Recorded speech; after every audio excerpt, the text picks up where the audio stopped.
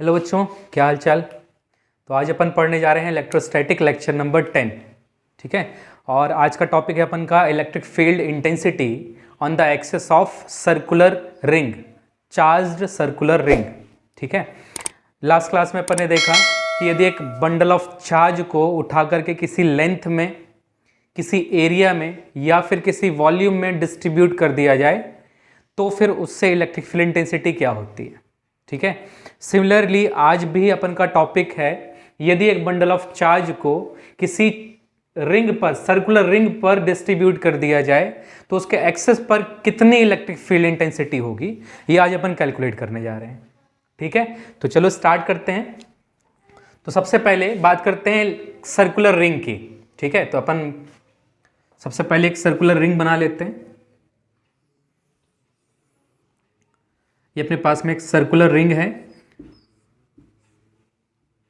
ठीक है। तो लास्ट क्लास में अपन ने देखा कि किसी भी बॉडी को यदि अपन चार्ज देते हैं तो वो चार्ज डिस्ट्रीब्यूट हो जाता है उसके सरफेस पर। तो यदि अपन ने इस रिंग को चार्ज दिया हुआ है तो वो चार्ज क्या होगा, डिस्ट्रीब्यूट होगा कंप्लीटली इस टाइप से। ठीक है। तो ये अपन का चार्ज डिस्ट्रीब्यूशन देखने मिला। यूनिफॉर्म चार्ज डिस्ट्रीब्यूशन के बारे में अपन पढ़ चुके हैं लास्ट क्लास में। तो यहां पर एक यूनिफॉर्म चार्ज डिस्ट्रीब्यूशन देखने के लिए मिल रहा है। तो करना क्या है, ये अपने पास में एक चार्ज रिंग है। इस चार्ज रिंग के एक्सिस पर इलेक्ट्रिक फील्ड कितना होगा, एक्सिस पर यहां पर एक पॉइंट ले लेते हैं P। यहां पर एक पॉइंट P ले लेते हैं। तो ये जो पॉइंट P लिया है अपन ने, इस रिंग के एक्सिस पर लिया हुआ है। तो इस पॉइंट पर कितनी फील्ड निकल कर आएगी due to completely charged ring, ये कैलकुलेट करना है। ठीक है। तो चलो सबसे पहले एक काम करते हैं, यहां पर एक स्मॉल पार्ट ले लेते हैं रिंग का एक स्मॉल पार्ट, स्मॉल एलिमेंट। तो अपन ने कहा ये एक स्मॉल एलिमेंट है जिसकी लेंथ AB, एलिमेंट AB है, इसकी लेंथ कितनी मान लेते हैं, DL।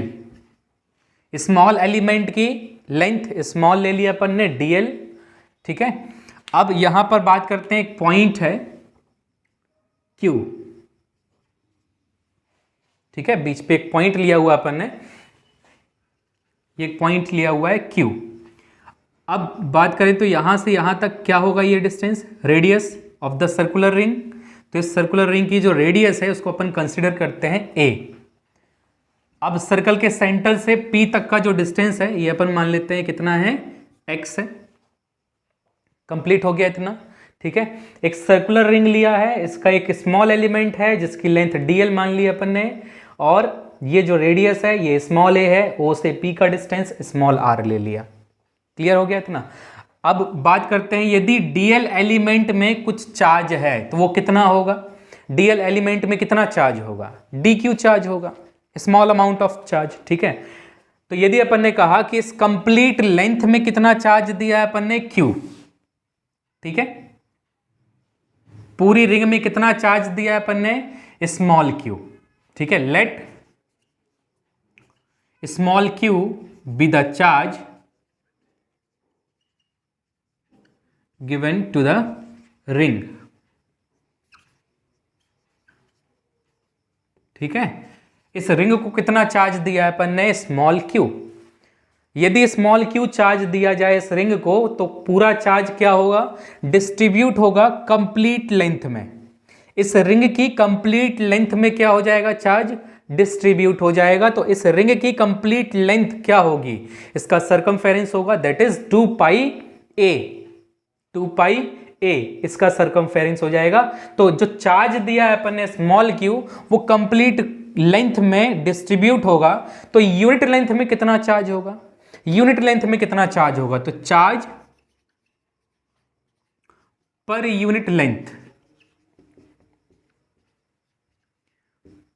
पर यूनिट लेंथ में कितना चार्ज होगा, total charge upon total length. कितनी है टोटल लेंथ, 2 पाई a, मतलब सरकमफेरेंस, टोटल लेंथ सरकमफेरेंस है। तो यहां पर चार्ज पर यूनिट लेंथ क्या मिलेगा, Q बाय 2πa। ये यूनिट लेंथ का चार्ज है, यूनिट लेंथ का चार्ज, ठीक है। अब यहां पर जो अपन ने एलिमेंट लिया, इसकी लेंथ कितनी है, इसकी लेंथ कितनी है, dl है। तो यदि AB एलिमेंट की लेंथ dl है तो dl एलिमेंट में कितना चार्ज होगा, charge in element of length dl,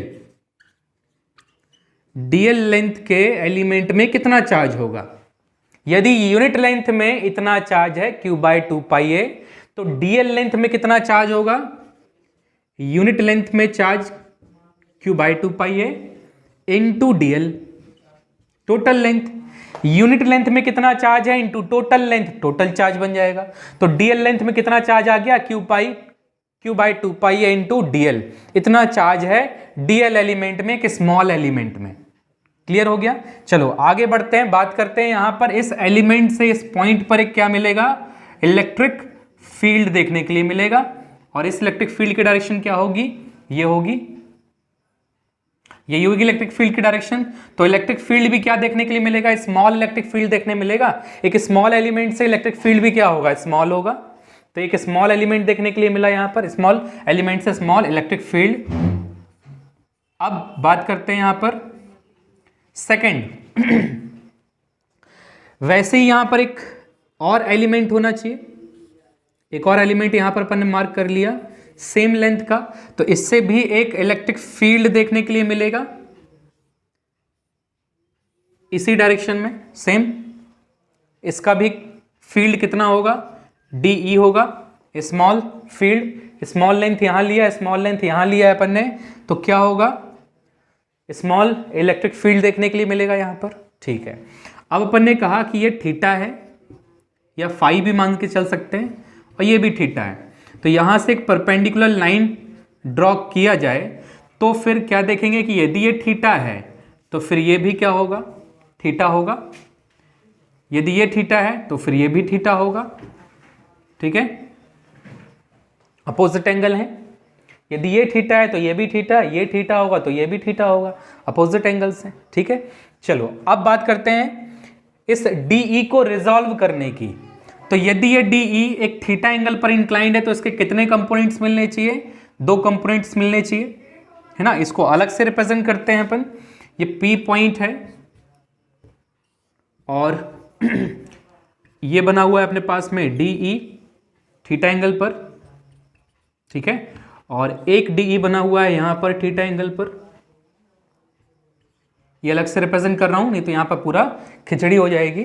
तो यहां पर एक DE एलिमेंट अपन ने एलिमेंट से इलेक्ट्रिक फील्ड बनाया, एक ये स्मॉल एलिमेंट से इलेक्ट्रिक फील्ड बनाया। अब यहां पर यदि थीटा एंगल पर इंक्लाइंड है तो इसके कितने कंपोनेंट्स होने चाहिए, 2। तो ये वाला कंपोनेंट क्या होता है अपन को पता है, जहां एंगल होता है वो कंपोनेंट क्या होता है, कॉस कंपोनेंट होता है ना। अपन ने पढ़ा जहां पर एंगल होता है वहां पर कॉस कंपोनेंट होता है, और यहां पर क्या होगा, साइन कंपोनेंट होगा, DE साइन थीटा। सिमिलरली यहां पर भी इसके कंपोनेंट मिलने चाहिए, ये क्या होगा, DE cos theta and DE sine theta. मिल गया कंपोनेंट। ये डायग्राम यहां भी बना सकते हो, कोई दिक्कत वाली बात नहीं है, लेकिन अलग से बना दिया अपन ने ताकि क्लियर समझ में आ जाए। चाहे तो यहां पर भी ड्रॉ कर सकते हो। चलो अब बात करते हैं सबसे पहले DE कितना होगा, यहां से जो इलेक्ट्रिक फील्ड है DE। तो देखो यहां पर ये क्या है, एक स्मॉल एलिमेंट है। इस स्मॉल एलिमेंट को क्या कंसीडर कर सकते हैं अपन, एक पॉइंट चार्ज कंसीडर कर सकते हैं।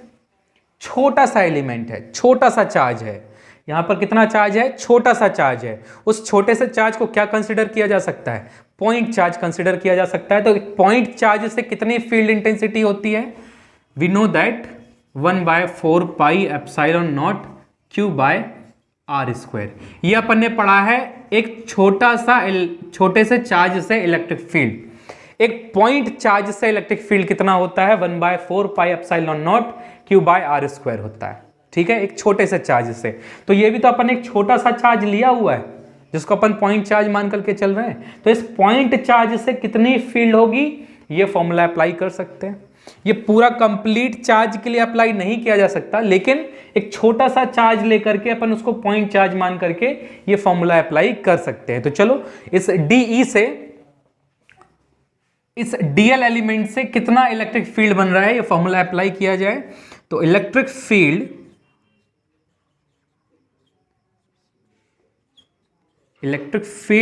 Due to small element A B, small element अपन ने क्या लिया है, ए बी लिया है, ठीक है। तो ए बी के लिए कितना फील्ड होगा, डीई, यदि इस डिस्टेंस को अपन ने x मान लिया तो डीई कितना हो जाएगा 1/4 पाई एप्सिलॉन नॉट, ठीक है। चार्ज कितना है, डीएल एलिमेंट का चार्ज कितना है, dq है, अपॉन क्या होता है डिस्टेंस स्क्वायर। तो देखो यहां पर ये स्मॉल एलिमेंट किस पर फोर्स लगा रहा होगा, इस पॉइंट P पर, तो यहां से यहां तक का डिस्टेंस क्या होगा, x होगा। तो यहां पर क्या दिख रहा है, r स्क्वायर होता है, तो यहां पर क्या पुट करोगे, x स्क्वायर, डिस्टेंस का स्क्वायर। हो गया क्लियर। चलो ये निकाला अपन ने अभी स्मॉल एलिमेंट से स्मॉल इलेक्ट्रिक फील्ड। अब बात करते हैं x की वैल्यू क्या होगी, x की वैल्यू क्या होगी निकाल सकते हैं क्या, बिल्कुल इस ट्रायंगल में x की वैल्यू निकाल सकते हैं। तो चलो लगा देते हैं ट्रायंगल, इन ट्रायंगल, कौन सा ट्रायंगल है देखा जाए तो ओ पी, ठीक है। ये कौन सा पॉइंट लिया अपन ने, P, ओ पी, और ये क्या पॉइंट दिख रहा है, Q। तो ट्रायंगल OPQ में, ट्रायंगल OPQ में देखें तो बाय PGT, पाइथागोरस थ्योरम से यदि अपन बात करें तो बाय पाइथागोरस से क्या बोल सकते हैं, x का स्क्वायर किसके इक्वल होगा, hypotenuse square equal to perpendicular square, that is a square plus base square मतलब r स्क्वायर। तो क्या निकल कर आ गया, एक्स स्क्वायर की वैल्यू निकल कर आ गई, ठीक है, एक्स स्क्वायर की वैल्यू निकल कर आ गई। चलो अब बात करते हैं अपन आगे, इस एक्स स्क्वायर की वैल्यू को ले जाकर के यहां पुट कर देते हैं, तो एक फाइनल अपन को डीई की वैल्यू मिल जाएगी, ठीक। तो यहां पर रखते हैं,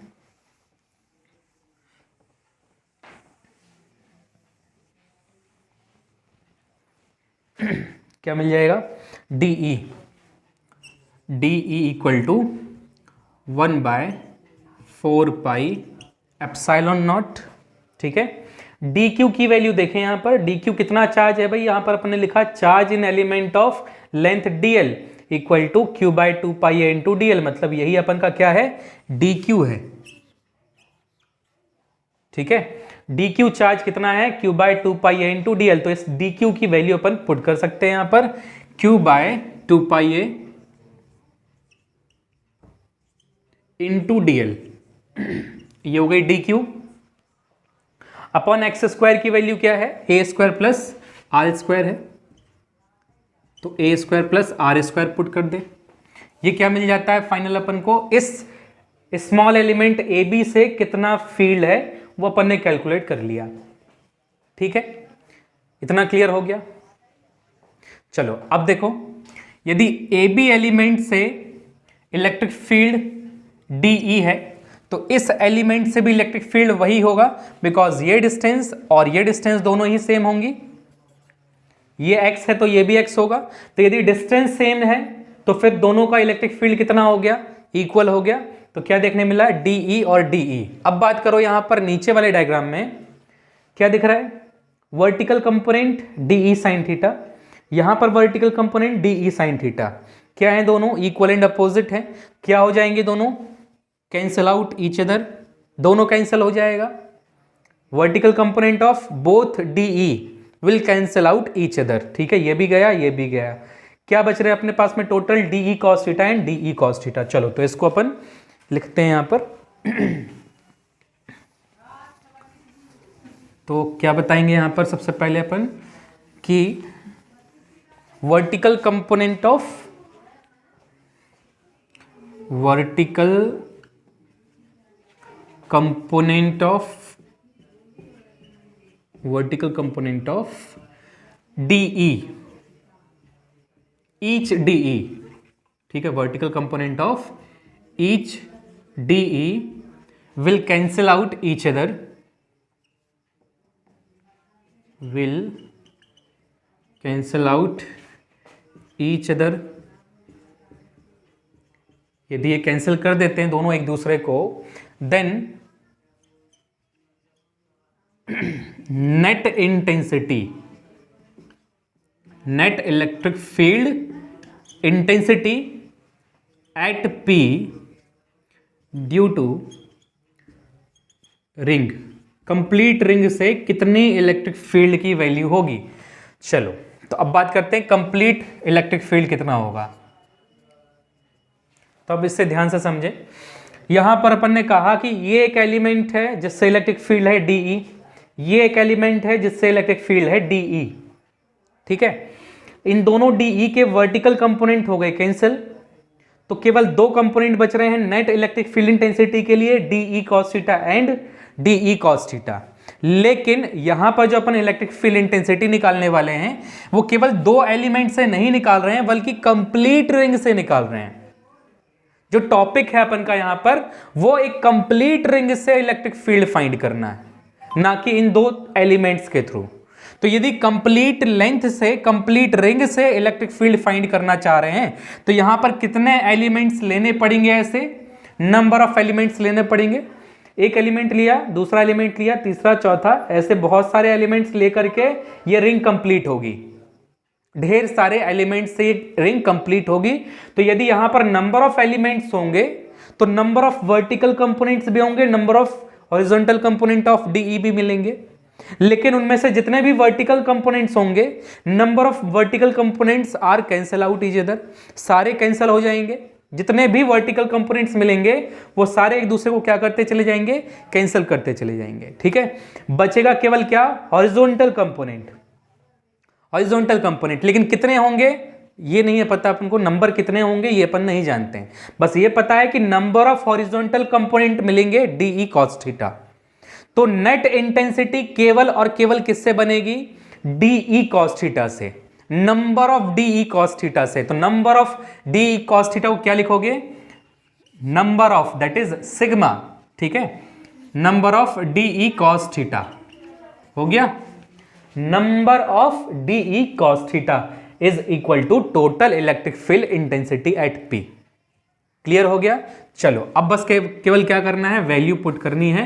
DE की वैल्यू वो रही 1/4 pi epsilon naught Q into DL upon में 2 पाई A, और साथ में आ गया ये A² प्लस R²। ये कंप्लीट किसकी वैल्यू है, DE की वैल्यू है, इनटू क्या दिख रहा है यहाँ पर, cos थीटा। तो यहाँ पर cos थीटा भी पुट कर लेते हैं। क्लियर हो गया इतना। चलो अब फिर से चलते हैं ट्रायंगल OPQ में, फिर से ट्रायंगल OPQ में जाएं और cos थीटा की वैल्यू निकालें। तो cos थीटा इक्वल टू क्या होगा, base R upon hypotenuse X, ठीक है। तो कितना मिलेगा ये R, x कितना होगा ये देख रहे हो, x² की वैल्यू कितनी है, A² प्लस R²। तो x की वैल्यू क्या होगी, under root A² plus R², ये हो जाएगा। तो ये cos थीटा की वैल्यू निकाल ली अपन ने। इस cos थीटा को उठाओ यहां पर पुट करो, क्या मिलेगा final, electric field equal to summation of 1/4 pi epsilon naught Q/2 pi A into DL, ठीक है। cos थीटा, अच्छा नीचे एक और चीज है, A² प्लस R² भी है, into cos theta. cos theta क्या आ गया अपने पास में, R upon under root A² plus R²। Clear है यहां तक। चलिए आगे बढ़ते हैं।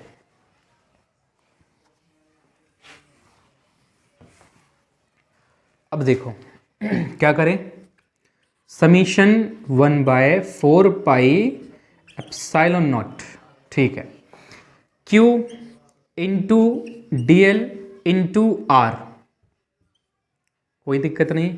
नीचे क्या है, 2 पाई A, वैसे ही लिख दो, A² प्लस R² की पावर 1, A² प्लस R² की पावर 1/2। तो टोटल पावर कितनी हो जाएगी, ए स्क्वायर प्लस आर स्क्वायर की पावर 3/2 हो जाएगी। मिल गया इलेक्ट्रिक फील्ड, ठीक है। Q into D L into are upon 2 pi into A square plus are square की पावर 3/2। क्लियर हो गया यहां तक। चलो अब क्या करें तो सारी वैल्यू निकाल दो बाहर, 1/4 pi epsilon naught Q into are upon 2 pi A into A square plus are square की पावर 3/2। समीशन में केवल क्या रहने देते हैं यहां पर, डीएल को। तो समीशन ऑफ डीएल मतलब total length of the circular ring. तो सर्कल की टोटल लेंथ क्या होती है, सर्कल की टोटल लेंथ क्या होती है, उसका सरकमफेरेंस होता है, दैट इज 2 पाई ए। ठीक है, चलो इसको अलग कर देते हैं। तो यदि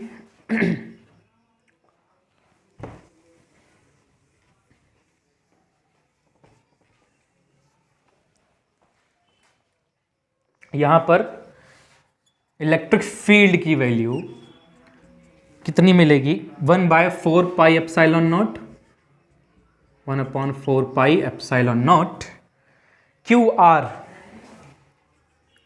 Q into are upon 2 pi A into A square plus are square की पावर 3/2। समीशन ऑफ डीएल मतलब total length of the circular ring, जो कि कितनी होती है, 2 पाई ए होती है। तो ये 2 पाई ए, ये 2 पाई ए गया। ठीक है, क्या बचा finally, 1/4 pi epsilon naught Q are upon में नीचे क्या बच रहा है, A square plus are square की पावर 3/2 बच रहा है। मिल गया। ये अपने पास में complete electric field due to charged ring on the axis. एक कंप्लीटली चार्ज्ड रिंग से उसके एक्सिस पर कितना फील्ड होता है, 1/4 pi epsilon naught Q R by A square plus are square की पावर 3/2।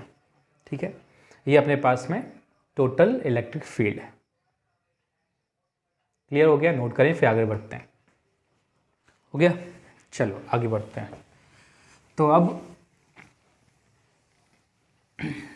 तो बात करते हैं अपन यहाँ पर फर्स्ट केस नंबर फर्स्ट क्या है, केस फर्स्ट है अपने पास में कि यदि इफ पॉइंट P